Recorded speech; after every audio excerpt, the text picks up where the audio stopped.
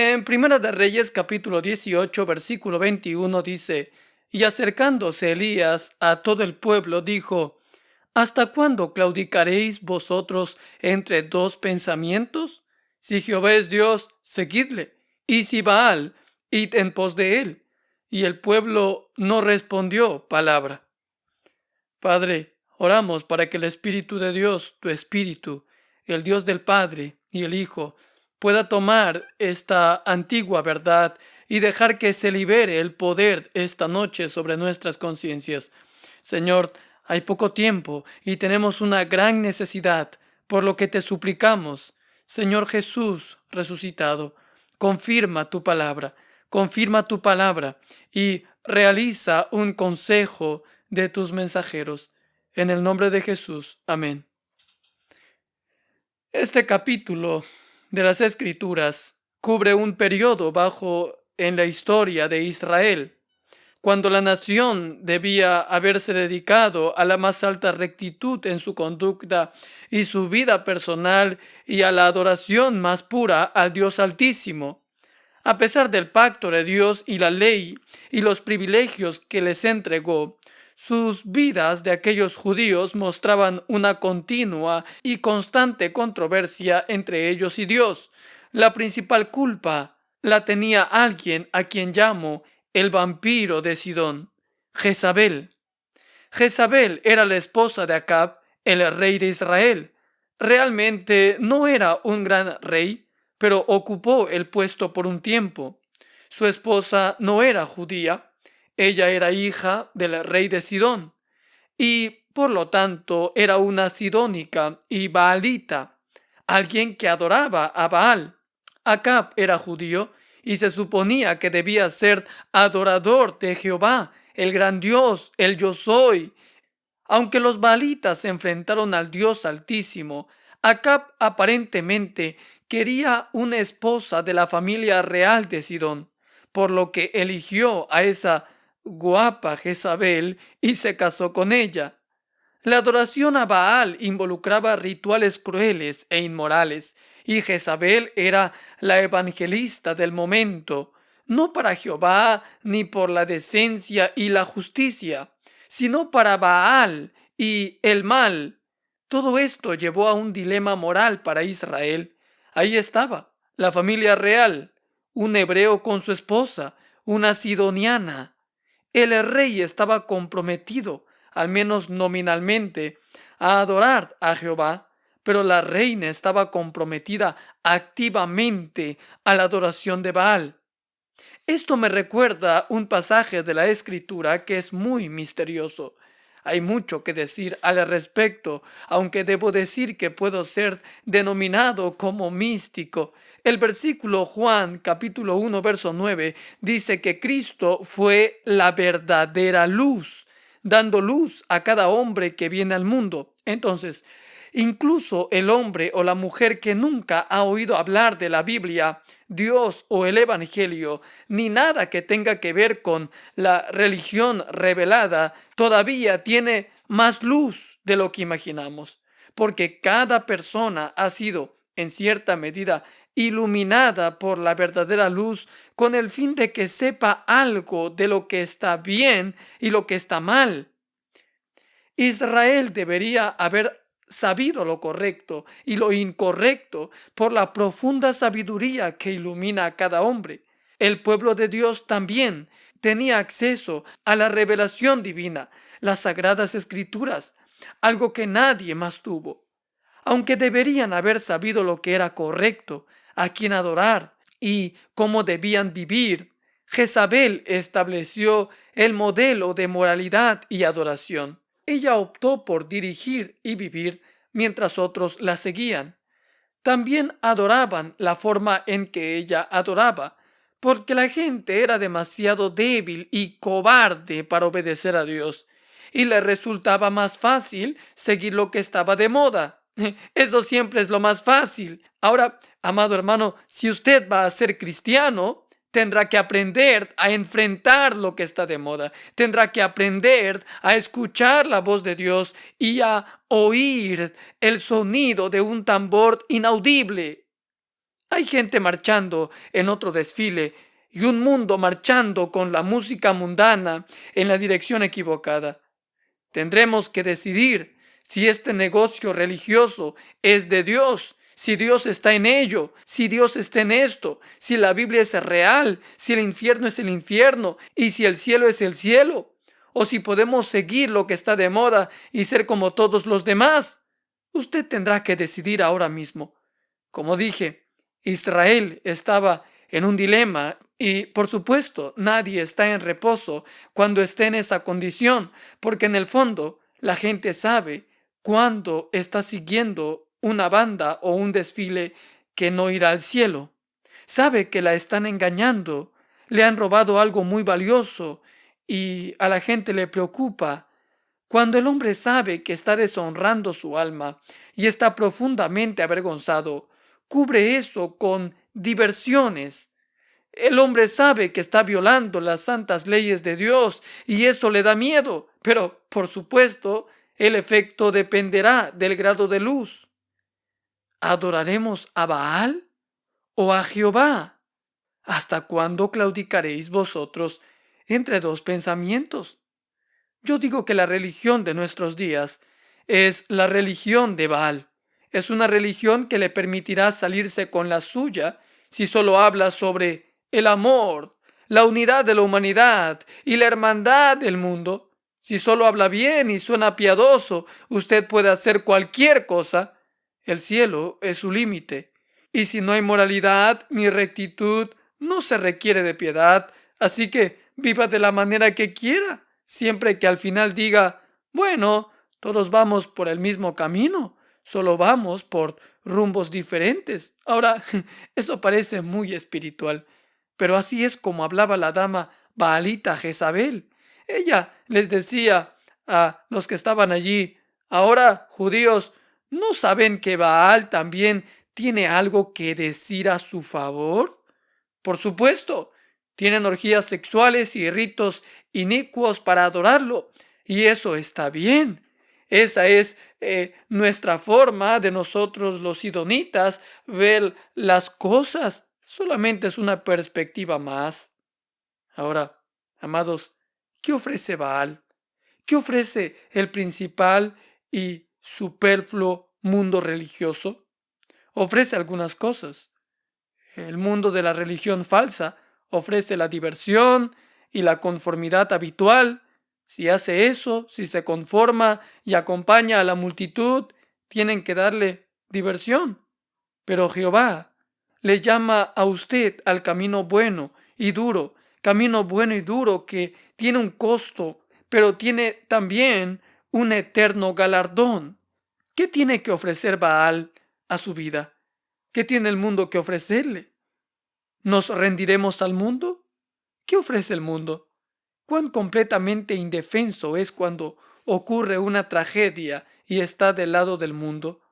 Un evangelio adaptado al mundo nunca ha salvado un alma.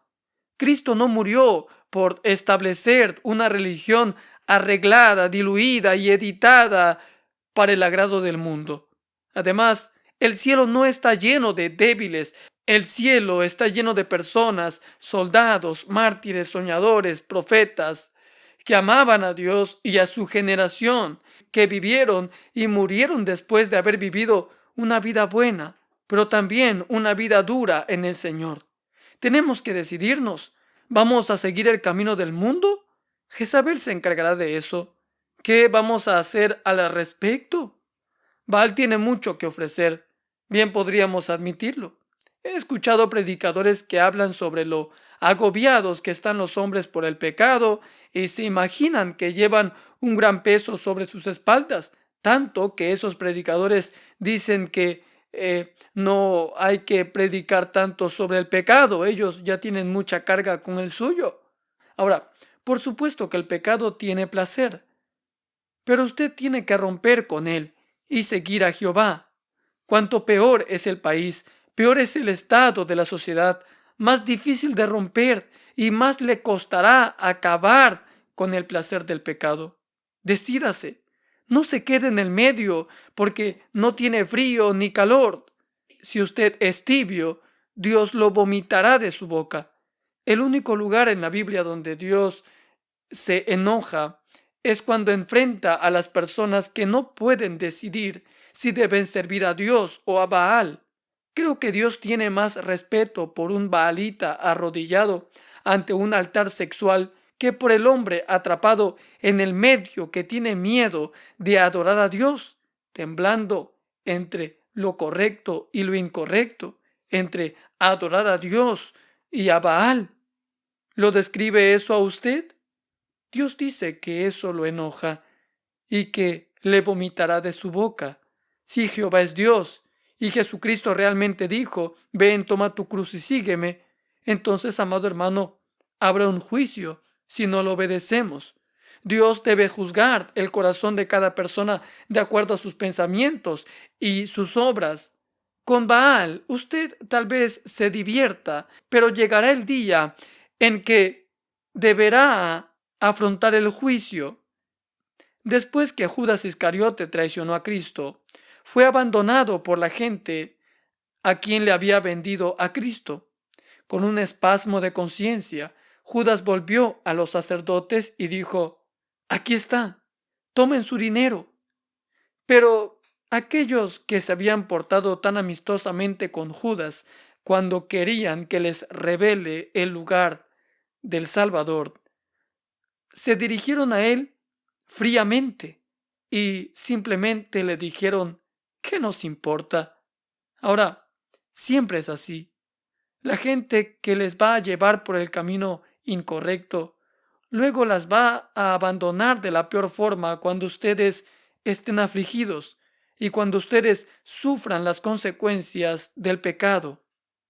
Pero gracias a Dios por Jesús, que nos guía por el camino correcto, y Él nunca nos abandona. Los baalitas tenían su diversión, pero no podían limpiarse por dentro. Usted va a morir algún día, y confío en que quiera hacerlo con la conciencia limpia. Ahora, ¿cómo se hace eso? La sangre de Jesucristo nos limpia de todo pecado. Por tanto, si consideras que Baal es su Dios, sírvale. Pero tienes que saber que Él nunca perdonará tus pecados, nunca te limpiará por dentro. ¿Quiere a alguien que pueda dirigirlo y guiarlo a través de ese proceso de limpieza? Bueno, Baal no podrá hacerlo. Baal puede darle una gran noche de sábado con alcohol y muchas drogas, pero le dejará con una resaca espantosa el domingo por la mañana. Baal simplemente no podrá ayudarle cuando vengan las consecuencias de esa gran noche del sábado. Siempre oro y miro a Dios. A veces me equivoco, pero sigo recurriendo a Él. No salgo a pedir consejos a personas que no saben más acerca de Dios que yo. Las Escrituras dicen que el nombre de Dios es consejero. Jesucristo, el Señor, guía a los ciegos por caminos que no conocen, los guía por sendas donde no han estado, hace que la oscuridad se ilumine ante ellos cuando no pueden pensar con claridad. Amado, Jesucristo puede hacer todo eso por ti. Pero si eliges a Baal, si optas por otra cosa que no sea el Dios verdadero, vas a quedar sin ningún consejero, ningún defensor. Si eliges a Baal, te quedarás sin nadie que te dirija por los senderos de luz. Si optas por el mundo, vas a quedar sin limpieza, sin perdón. Luego está el más allá. Me gusta reflexionar en lo que sigue. Por supuesto, queremos algo en el interín. El que vive hasta el final sin saber lo que hay en el más allá es un completo tonto. Por eso quiero saber qué hay más allá. La gente buena vive a la espera del mundo venidero. Nadie me va a avergonzar porque creo en Dios, el Padre Todopoderoso. También creo en su Hijo, Jesucristo nuestro Señor, y creo en el Espíritu Santo, así como también en el perdón de pecados y en la vida eterna. Baal, sin embargo, no le ofrece esto, el mundo tampoco. Este mundo resbaladizo que entra en su hogar a través de la televisión no tiene ninguna seguridad eterna garantizada. Y ese teatro tampoco. Nada de eso, nada de lo que ofrece el mundo tiene seguridad, hermano. Solo Cristo Jesús le brinda una seguridad eterna. Él dijo, nadie viene al Padre sino por mí. Así que, si quiere el perdón de los pecados, la limpieza interior, el poder para dirigir su vida y un abogado ante Dios allá arriba, un consejero que le lleve en paz a una morada en la casa del Padre, le recomiendo a Jesucristo ahora mismo. Nuestra historia en Primera de Reyes capítulo 18 termina con los baalitas invocando a su Dios, pero sin recibir respuesta. Clamaron todo el día y se rasgaron sus cuerpos todo el tiempo, pero aún así no pasó nada. Entonces, dice la Escritura, Elías oró al Dios Altísimo y en poco tiempo el fuego cayó. Dios confirmó la fe de Elías y dio testimonio de su obediencia. Y eso es lo que Dios hará por usted. Hay un viejo himno que dice, guíame, oh gran Jehová. Y dice, abre ahora la fuente de cristal, de donde fluye la corriente sanadora. Deja que el fuego y la columna de nube me guíen durante todo mi viaje. Libertador fuerte, sé tú todavía mi fuerza y mi escudo. Hay un personaje en el cual también me gustaría reflexionar. Vayamos a Daniel capítulo 3 versículos 24 al 25. Entonces el rey Nabucodonosor se espantó y se levantó apresuradamente y dijo a los de su consejo, ¿no echaron a 3 varones atados dentro del fuego? Ellos respondieron al rey, es verdad, oh rey. Y él dijo, he aquí yo veo 4 varones sueltos que se pasean en medio del fuego sin sufrir ningún daño. Y el aspecto del cuarto es semejante a hijo de los dioses. Cuando Moisés encontró el fuego en la zarza, tuvo un encuentro con Dios por primera vez. Fue su primera experiencia en la presencia de Dios. No obstante, esa experiencia cambió a Moisés por el resto de su vida. Esa transformación en Moisés lo llevó a una posición en la que Dios lo podría usar para rescatar a su pueblo. Muchos años después llegamos a la historia de Sadrach, Mesach y Abednego. Estos 3 conocían a Dios y eran compañeros de Daniel, aunque estaban esclavizados por Babilonia. El rey Nabucodonosor tenía autoridad sobre sus vidas, o al menos eso creía él. Los enemigos de Dios, de Daniel y de estos 3 jóvenes estaban tratando de deshacerse de ellos debido a su creciente popularidad en cuanto a lo que se refería a Nabucodonosor. Sabían cuán consagrados eran esos jóvenes a su Dios, por lo que iban a provocar la caída de ellos. En Daniel capítulo 3, verso 10 al 11, leemos que el que no se doblegara y adorara a Nabucodonosor, su Dios, sería arrojado en medio de un horno de fuego ardiendo. Nabucodonosor aceptó ese plan porque lo hacía importante, pero lo que no sabía era que algunas personas se negarían a inclinarse ante ese Dios.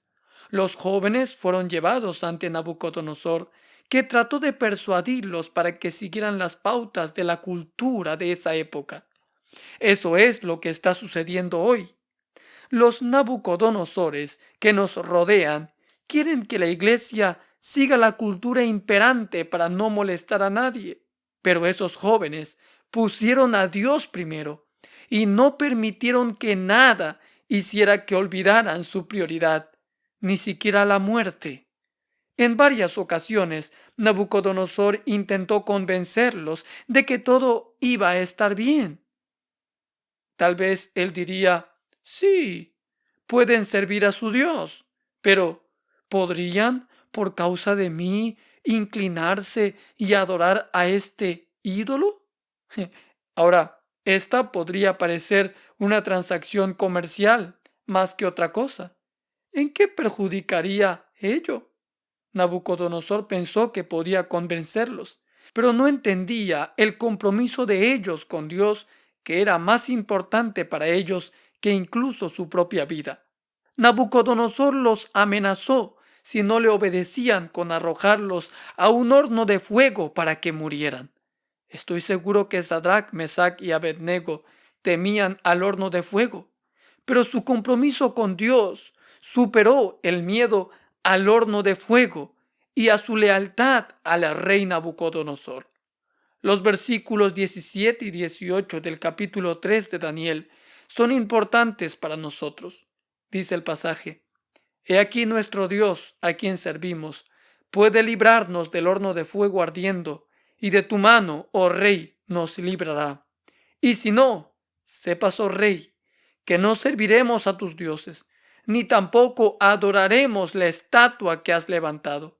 Ahora, amados, eso finalmente llegó al punto en que Nabucodonosor, para proteger su reputación, tuvo que echar a esos 3 jóvenes al horno de fuego. Estoy seguro de que no quería hacerlo, puesto que respetaba a esas personas, no solo por su sabiduría, sino porque fueron una bendición para Babilonia en aquel tiempo. Lo interesante aquí es que el fuego mató a los hombres que los ataron y los arrojaron al horno, pero los jóvenes no murieron.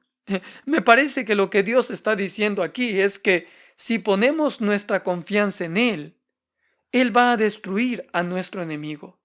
Nuestro enemigo está tratando de destruirnos, pero en realidad ese enemigo nos está poniendo en un lugar en el que podemos experimentar a Dios y su mano poderosa como nunca antes.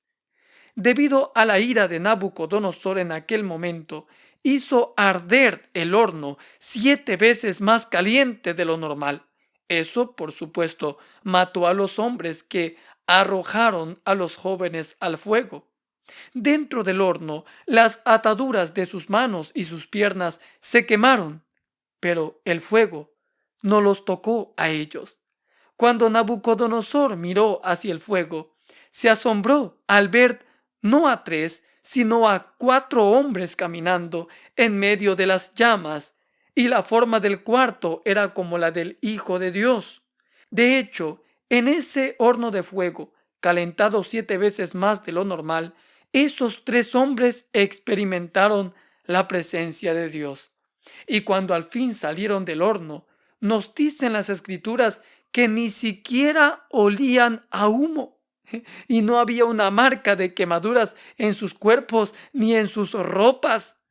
Es en esa situación imposible que no hay otro recurso que la oportunidad de ver a Dios obrar. Me hubiera encantado hablar con esos jóvenes después de esa experiencia sobre lo que significó para ellos y cómo cambió sus vidas. Ellos experimentaron a Dios. Dios estaba en ese horno y estaba de su lado, no del lado de los babilonios. Si vamos a experimentar la presencia de Dios, tenemos que estar donde Dios puede comunicarse con nosotros. El fuego de Nabucodonosor destruyó al enemigo y los lazos que sostenían a los 3 muchachos y los llevó a un lugar donde ellos podrían ver a Dios. Aquellos jóvenes disfrutaron la presencia de Dios. La Escritura dice que caminaban en círculo. ¿Quién en su sano juicio camina en medio de un horno? Solo aquellos que han experimentado la presencia de Dios saben lo que este fuego hizo por esos 3 jóvenes. Ello les confirmó que la presencia de Dios era una realidad en sus vidas. Esa experiencia con la presencia de Dios grabó a fuego una impresión tan profunda en sus corazones que nunca más la olvidarían. Fue una confirmación de la presencia de Dios en sus vidas, independientemente de lo que tuvieran que enfrentar. Creo que Dios quiere confirmar su presencia en nuestras vidas. Creo que cuando nos entregamos total y absolutamente ante Dios, Dios nos lleva al lugar donde Él nos confirma nuestra relación con Él. Imagínese a alguien andando toda su vida como cristiano, pero sin la confirmación ardiente de que la presencia de Dios está en medio de él. Amados, necesitamos avanzar en el poder del Espíritu Santo. Ese poder es el fuego de Dios, que destruirá a nuestros enemigos y nos liberará de toda esclavitud, de modo que podamos caminar uniéndonos al Hijo de Dios en alabanza y adoración al Señor.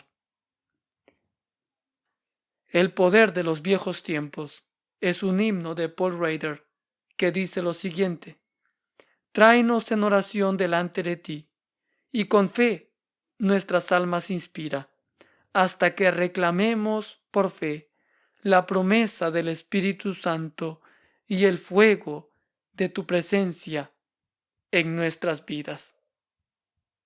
Mi énfasis en esta pequeña reflexión ha sido que necesitamos experimentar la presencia de Dios. No es suficiente solo saber acerca de ella. Antes de que Moisés llegara a la zarza ardiente, él sabía acerca de la presencia de Dios. Fue en la zarza ardiente, cuando experimentó la presencia de Dios, que eso lo marcó el resto de su vida.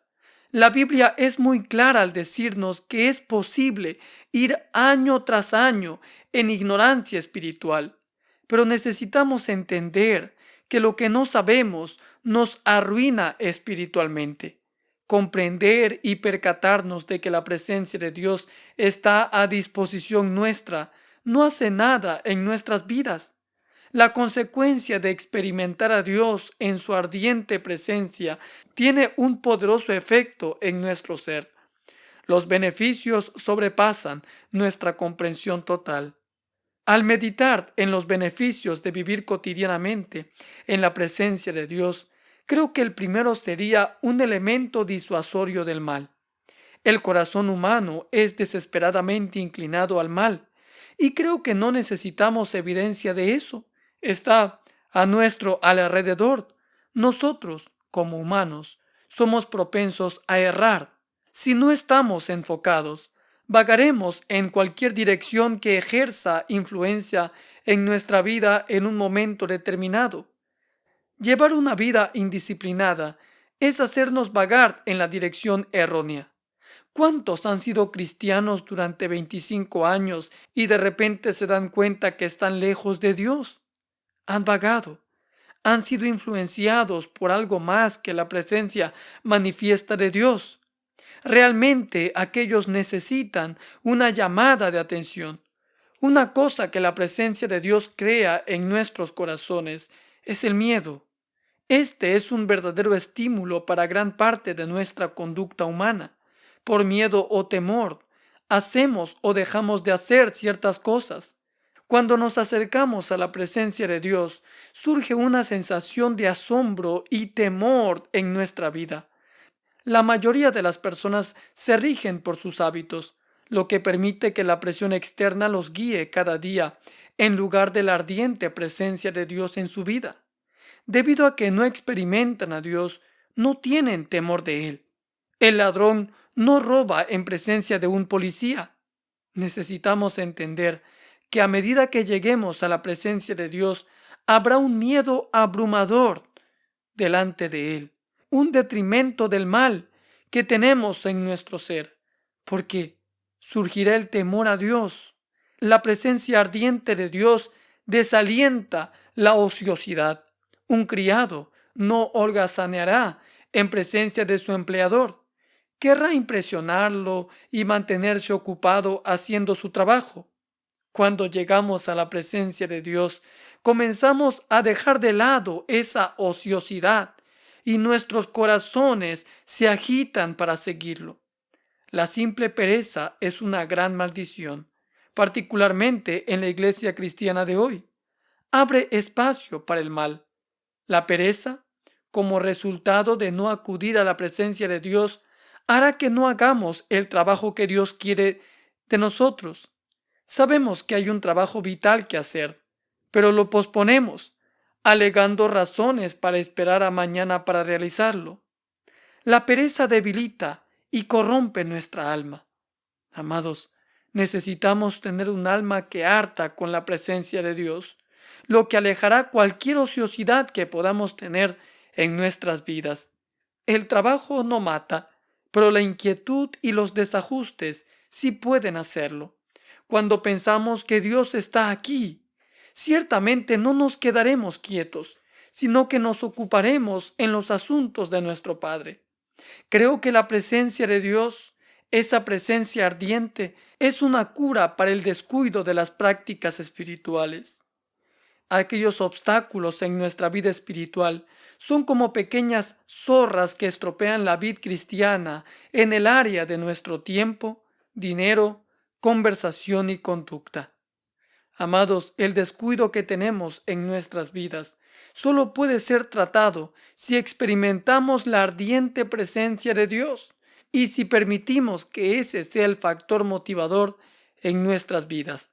Además, creo que la ardiente presencia de Dios en mi vida es una fuente de gran valor. Si alguna vez la iglesia cristiana necesitó valor, es hoy. Todo el mundo está contra nosotros y debemos ser capaces con gran valentía de enfrentarnos al mundo. Podemos contar con seguridad con el aliento que Dios tiene para nosotros. Podemos estar tranquilos y seguros con un oficial de policía patrullando nuestra puerta. No nos preocupamos de que nos ocurra nada malo cuando hay guardias rondando.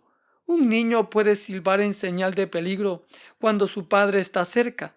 Entonces, como ve, acudir a la presencia de Dios crea dentro de nosotros un espíritu valeroso, porque sabemos que no estamos solos. Sabemos que Dios está con nosotros cuidándonos y Él nunca duerme. Cuando Moisés se encontró con Dios en aquella zarza ardiente, se convenció desde ese momento de que no estaba solo en aquella misión. Sea lo que sea que Dios lo llamara a hacer, tendría el coraje de hacerlo, porque Dios estaba con él. Además, creo también que esta presencia ardiente de Dios en nuestra vida redimirá nuestro trabajo. Cuando entendemos que Dios está con nosotros, que nos guía y que nos dirige, tendremos confianza en que está con nosotros. Nuestros misioneros en cualquier país extranjero están llenos de la sensación de que Dios está con ellos. También, quienes están convencidos también son aquellos que trabajan en los rincones del mundo, tratando de salvar a muchas personas con el poder del Evangelio. Aquellos mártires en las cárceles, quienes han dado su vida completa al servicio de Dios. Podemos entender que Dios está con nosotros, y si Dios está con nosotros, nos está capacitando para hacer lo que quiere que hagamos. Y además, ese trabajo que estamos haciendo está en manos de Dios, y Dios nos está usando y purificando por el poder de su ardiente presencia para el trabajo que estamos haciendo por Él. Debo concluir con este aspecto tan importante. El fuego de la presencia de Dios en mi vida glorificará mi oración y mi adoración. La ausencia de Dios paraliza, enfría y mata ese pensamiento de oración y adoración. Cuando estamos en presencia de Dios, nuestra oración adquiere una vitalidad que no podemos conocer en ninguna otra condición. Es entonces que nuestra adoración comienza a ser revitalizada por su presencia. Si adoro con mis propias fuerzas, nada de eso tiene valor. Cuando comienzo a adorar a Dios en el poder y la demostración del Espíritu Santo, la presencia de Dios arde de tal manera en mi corazón que la adoración se eleva por encima de las expectativas humanas, entrando en la santa presencia de Dios. La iglesia de hoy necesita tener esa noción de la presencia de Dios haciendo efecto en su vida de oración y adoración. Es maravilloso saber que no estoy solo cuando se trata de mi vida de oración. A veces nos ponemos de rodillas y ponemos nuestro rostro ante Dios y oramos y oramos y oramos, pero nada parece suceder, nada parece ir en la dirección en que nos gustaría que se moviera. Cuando comencemos a experimentar el fuego de la presencia de Dios en nuestra vida, entonces nuestras oraciones empezarán a cambiar. Es mi convicción que la mayoría de los cristianos no saben orar. Sus oraciones son solo palabras. Pero cuando experimentamos la ardiente presencia de Dios en nuestro ser, nuestras oraciones comienzan a fusionarse con esa presencia al punto que ya no oramos con nuestra fuerza, sino que estamos orando con la fuerza de la presencia de Dios en nuestra vida. Hay mucho más que podría decir sobre la adoración aquí. A veces veo en las iglesias de hoy que la adoración ciertamente no es a Dios. Las iglesias cantan y hacen esto o aquello, pero no hay un sentir de la presencia de Dios. Cualquier tiempo de oración que no magnifique la presencia de Dios no es una adoración aceptable para Él. Podemos hacer todo lo que queramos, podemos emocionarnos y entusiasmarnos, pero si nuestra adoración no está llena del fuego de la presencia de Dios, no es una adoración aceptable en lo que concierne a Dios. Traté de aclarar en este pequeño sermón que la presencia de Dios no es algo de lo que hablamos, es más bien algo que experimentamos. Cuando experimentamos la presencia de Dios, nuestra vida adquiere una dimensión que nunca antes tuvimos, y Dios comienza a usarnos, y las cosas por las que antes peleábamos parecen desaparecer. Las cosas que intentábamos perseguir en el mundo simplemente desaparecen. Comenzamos a tener un nuevo enfoque en nuestras vidas, y ese enfoque es el fuego de la presencia de Dios. La manera en que esa presencia ha marcado una diferencia en mi ser es lo que me alegra cada día de mi vida. Este es mi desafío para usted. No permitamos que pase un día sin experimentar el fuego de la presencia de Dios. Luego veremos la diferencia que aquella presencia de Dios hace en nuestras vidas. Dios los bendiga a todos y cada uno de ustedes, amados hermanos. Es un placer para mí compartir estos hermosos sermones para con todos ustedes. ¿Qué les parece si culminamos este momento de reflexión en la palabra con una oración? Amado Padre Celestial, gracias te damos, Señor, por tu palabra.